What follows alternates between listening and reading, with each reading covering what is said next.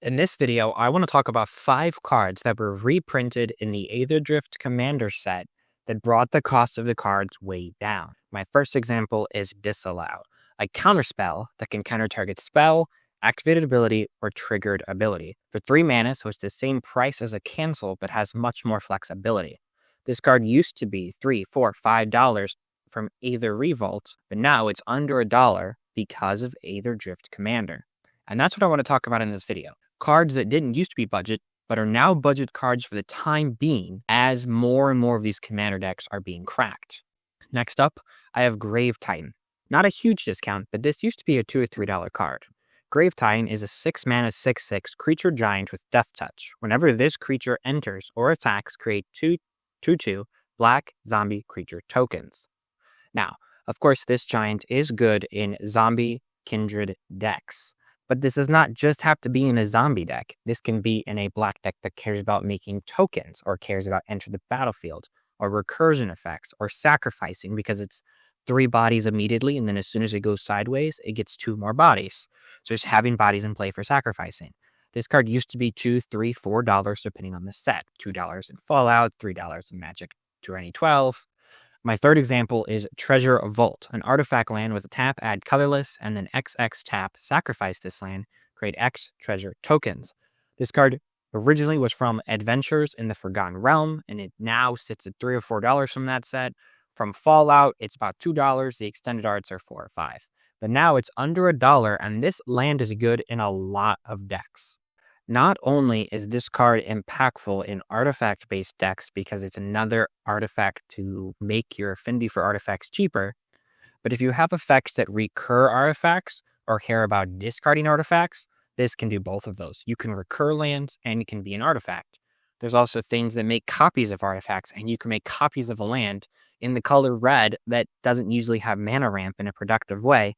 You can duplicate your artifacts and have multiple of these treasure vaults. Additionally, if your deck cares about having treasures, you can sacrifice this land and get treasures. If your deck cares about making tokens, you can sacrifice this and make tokens. If your deck cares about lands being in your graveyard, like a Delirium type deck, this is 2 keywords, artifact and land, on the same card that you can discard or mill or surveil into your graveyard. It's colorless, so this can go in any deck, so I don't expect the price to stay cheap for this long, but I'm definitely going to grab a treasure vault or 2 for myself. My next example is Archfiend of Ifnir. For 3, a black and a black, it's a creature demon 5/4 with flying. Whenever you cycle or discard another card, put a -1/-1 counter on each creature your opponents control.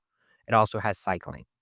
This is for all of our decks that care about wheeling or cycling. In black, if you're playing like Dimir, you might care about cycling. If you're playing Jonder Dimir, Reanimate, you're going to care about discarding cards into your graveyard to reanimate them.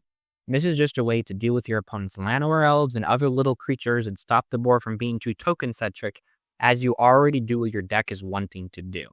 Plus, this having cycling is an out for your non-green deck to find a land faster, or a way to get it into the graveyard and then reanimate. It's not the best reanimate target, but you just need something to reanimate sometimes, and this can fill in that shoe.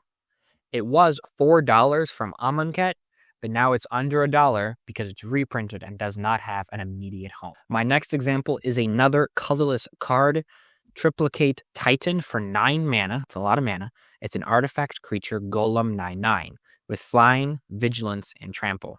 Whenever this creature dies, you create 3/3 colorless Golem artifact creature token with flying, a 3/3 colorless Golem artifact token with vigilance, and a 3/3 colorless Golem artifact creature token with trample. This is like a Wormcoil engine, but for 3 more mana. There's also that blue creature that becomes a 0/1, a 3/3, and a 9/9 as it dies, but this is like a non-lifelink Wormcoil engine. This card used to be $5, $7 for the extended from Commander 2021, the Strixhaven Commander decks.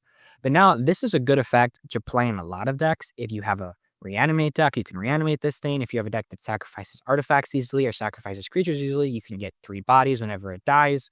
It has good stats. Flying, Vigilance, Trample can go in decks and be the finisher, the closer, and it can attack with Trample. So it has 2 types of evasion. It has Trample and Flying, and it's good on the back on defense because it has Vigilance and Flying, and then makes you a bunch of buddies.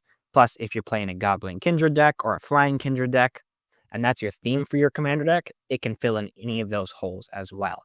If you're playing like a Belby deck that makes a bunch of colored mana, you can dump 9 colored mana into this, and you can get a pretty reasonable body. And again, it was $5, and now it's under 75 cents. What are some other examples of cards that have been reprinted recently that have made the price way low so you can put them into your commander decks? Give me your thoughts in the comments below.